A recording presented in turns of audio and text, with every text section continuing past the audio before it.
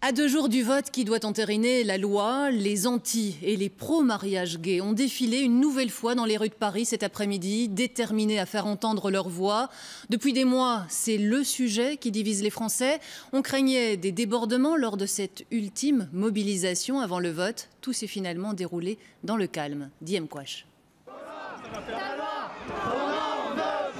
Jusqu'au bout, les anti-mariage gays n'auront rien lâché. C'est en direction de la place de la Bastille à Paris qu'ils étaient près de 45 000 opposants selon la police et 270 000 selon les organisateurs.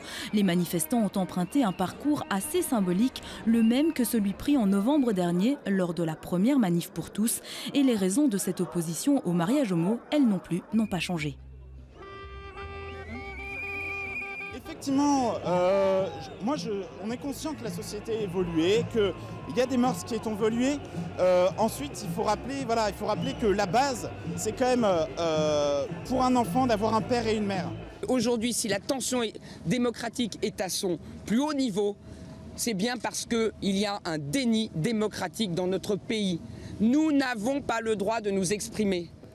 Parallèlement, à l'autre bout de Paris, une autre manifestation, cette fois-ci en faveur du mariage homo. Moins de participants, mais cet autre rassemblement montre à quel point la France est toujours divisée.